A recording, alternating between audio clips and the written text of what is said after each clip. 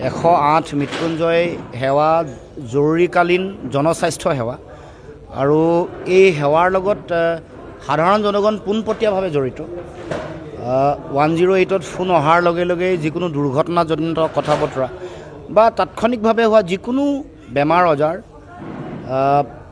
এই গোটেই কথা বতৰাবোৰত আহি তেওঁলোকে এই সেৱা আগবঢ়ায় আৰু যাৰ ফলত বহু মানুহৰ তেওঁলোকে জীৱন ৰক্ষা পৰে।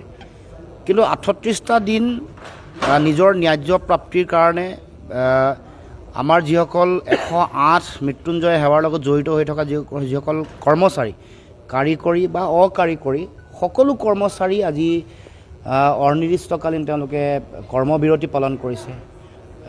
ধাৰাবাহিকভাৱে তেওঁলোকে ধৰ্মঘটত অংশগ্ৰহণ কৰিছে, কিন্তু চৰকাৰ বা মুখ্যমন্ত্ৰীৰ অকণমানো তিলমানো তেওঁলোকৰ কাণ সাৰ নাই। এই বিষয়টোক লৈ তেওঁলোকে অকণমানো কৰ্ণপাত কৰা নাই।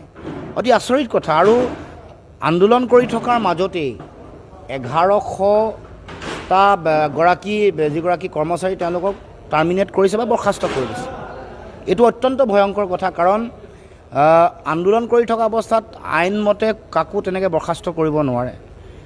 আইন ভংগ কৰি বৰ্খাস্ত কৰিছে। তাৰ পাছত আন্দোলনটো এটা শক্তিশালী ৰূপ ধাৰণ কৰাৰ লগে লগে তেওঁলোকে ফুল এণ্ড ফাইনেল ছেটেলমেণ্টৰ কাৰণে নতুনকৈ আকৌ জাননী আগবঢ়াইছে। সেইটো এটা বেআইনী কথা।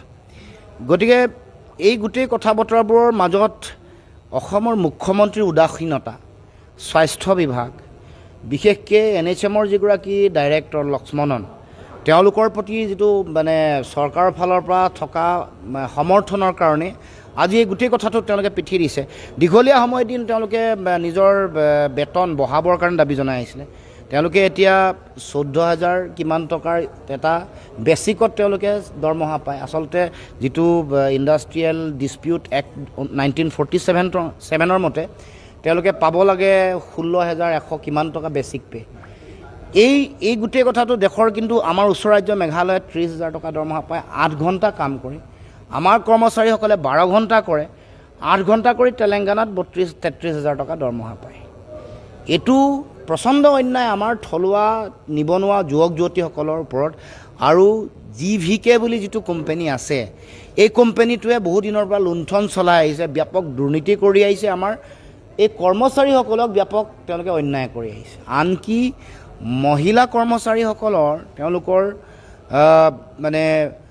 তেওঁলোকৰ প্ৰতি প্ৰচণ্ড অমানৱীয় আৰু নিন্দনীয় কাম কৰি তেওঁলোকৰ পিৰিয়ডছৰ সময়ত প্ৰমাণ দিবৰ কাৰণে GVK কোম্পানীৰ তেওঁলোকৰ যিগৰাকী ডাইৰেক্টৰ যাই কেতিয়াবা প্ৰচণ্ড অবৰ্ণনীয় অত্যাচাৰ কৰে।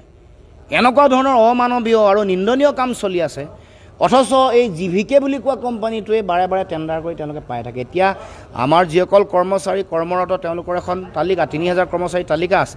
তালিকাখনত আগষ্ট 2025লৈকে আমি চাইছোঁ যে 417গৰাকী ফেক তেওঁলোকৰ কৰ্মচাৰীৰ নাম, যাৰ নামত দৰমহা ওলাই গৈ আছে।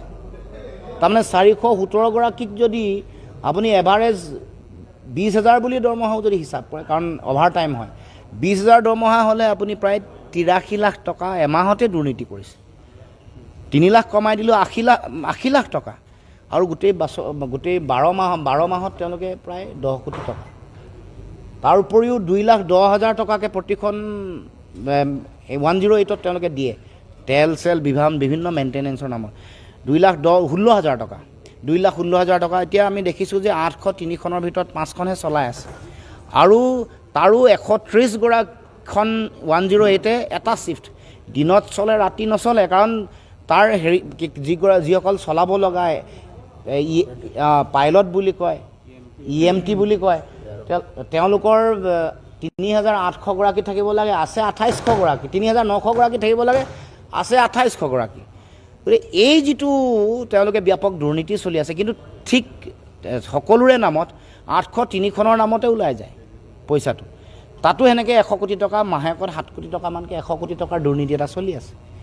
তাৰপিছত দুৰ্ব্যৱহাৰ, বেয়া ব্যৱহাৰ আমাৰ অসমৰ যুৱক যুৱতীসকলৰ প্ৰতি, এইবোৰো চলি আছে। গতিকে আমি উচ্চ পৰ্যায়ৰ তদন্ত বিচাৰিছোঁ, লগতে পাব লগা বেতন দিব কৈছোঁ। মুখ্যমন্ত্ৰী ঘৰৰ পৰা পকেটৰ পৰা দিবলৈ কোৱা নাই, আইনমতে পাব লগা দৰমহা দিয়ক। আৰু এটা কাম কৰে তেওঁলোকে কৰে যে নতুন এপইণ্টমেণ্ট দিলে 6,000 টকাকৈ প্ৰবেজন পিৰিয়ড থাকে চাগে, তেওঁলোকৰ কিছুদিন থাকে, ট্ৰেইনিং পিৰিয়ড থাকে, 6,000 টকাকৈ দিয়ে। আৰু সেই তেওঁলোকক এপইণ্টমেণ্ট দিয়ে আৰু বাকীবোৰক তেওঁলোকে ইয়াৰ পৰা তেওঁলোকে টাৰ্মিনেট কৰি দিয়ে। কাৰণ 6,000 টকাকৈ এক বছৰকৈ দিলে সেইটো তেওঁলোকৰ লাভত থাকে, কিন্তু ড্ৰাফ্ট তেওঁলোকে 20,000 টকাই কাটে, ট্ৰেইনিঙৰ নামত 20,000 টকা ড্ৰাফ্টে কাটে। এইটো এটা ব্যাপক দুৰ্নীতি চলিছে। এই ধৰণৰ মানে বিভিন্ন ধৰণৰ মাল্টিপুল এংগুলত দুৰ্নীতি চলি আছে, কিন্তু আমাৰ মুখ্যমন্ত্ৰীগৰাকীৰ কাণসাৰ নাই। দুৰ্নীতি চলি আছে, প্ৰাপ্য অধিকাৰ নিদিয়ে সাধাৰণ জনগণ। এতিয়া আপুনি যদি চায়, যোৱা এটা দিনত তেওঁলোকে এটা তথ্য আগবঢ়াইছে, তেওঁলোকৰ কৰ্মচাৰীসকলে এটা দিনত 5,000 কল আহিছে 108ৰ।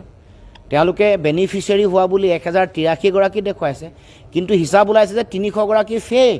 সেইসকলৰ নামত বিচাৰি যাব, পেচেণ্ট নাপায়। বা ফোন অহা বুলি দেখুৱাইছে, বেলেগৰ কাৰোবাৰ 108ত যাব পৰা নাই, বেলেগে কোনোবাই গৈ থৈ আহিছে, কিন্তু কলটো যিহেতু এটেণ্ড কৰিলে এইটো তেওঁলোকে দেখুৱাই দিছে। তো 300 তাৰমানে 5,000ৰে যদি আপুনি 1,883টাহে তেওঁলোকে বেনিফিচিয়াৰী হৈছে, তাৰমানে 4,000মান মানুহে তাত সুবিধা পোৱা নাই। দিনে 4,000কৈ পোৱা নাই। দিনে যদি 4,000কৈ নাই পোৱা, 30 দিনত কিমান 1,20,000 মানুহে মানে তেওঁলোকে এই সেৱা পোৱাৰ পৰা বঞ্চিত হৈছে। এই সেৱা পোৱাৰ পৰা বঞ্চিত হোৱা মতে মানে আপুনি 1,20,000 কেছ যদি হয়, তাৰে বহুত মানুহ মৰিব পাৰে। দুৰ্ঘটনাত আক্ৰান্ত মানুহে যদি 108ৰ সেৱা নাপায়, তেতিয়া মৰি যাব পাৰে। কাৰোবাৰ হাৰ্ট এটেক হ'ব পাৰে, কাৰোবাৰ প্ৰেছাৰ ষ্ট্ৰ'ক হ'ব পাৰে, বিভিন্ন। এইবোৰে সময়মতে গাড়ী গৈ নাপালে, কাৰণ আপোনাৰ মোৰ গাঁৱৰ চবৰে প্ৰত্যেকৰ গাড়ীটো নাই। মুখ্যমন্ত্ৰীয়ে কেৱল মাত্ৰ উন্নয়নৰ ঢাক ঢোল বজাই থাকে। গাঁও ভূঞি অঞ্চলৰ সময়ত এতিয়াও মানে গাঁৱৰ পৰা মানুহ এগৰাকী ৰোগী উলিয়াই অনাটো বিৰাট টান কাম। আনকি নৈত চলা, পানীত চলা 6খন এম্বুলেঞ্চ বন্ধ হৈ আছে। আচৰিত কথা। মাজুলীৰ যিখন সেৱা আছিলে, এখন তেওঁলোকে মেচিন নাও দি চলাই আছে। গতিকে এনেকুৱা অৱস্থাত আছে, পোনপটীয়াকৈ জনসাধাৰণ প্ৰভাৱিত হৈছে, এফেক্টেড হৈছে। গতিকে মুখ্যমন্ত্ৰীক আহ্বান জনাইছোঁ, 1,100 গৰাকীৰ যি তেওঁলোকে নাম মানে বৰ্খাস্ত কৰিছে, সেইটো বাতিল কৰিব লাগিব। তেওঁলোকক নিদিয়া বেতন, অতদিনে নিদিয়া বেতন দিব লাগিব। আৰু ব্যাপক দুৰ্নীতি কেলেংকাৰী, লক্ষ্মণন আৰু ঝাৰ বিৰুদ্ধে হোৱা যি দুৰ্নীতি কেলেংকাৰী, অমানৱীয় কাম কাজ, অসমীয়া মানুহক দিয়া গালি গালাজ, এইবোৰৰ পুংখানুপুংখ তদন্ত কৰি শাস্তি ব্যৱস্থা কৰিব লাগিব।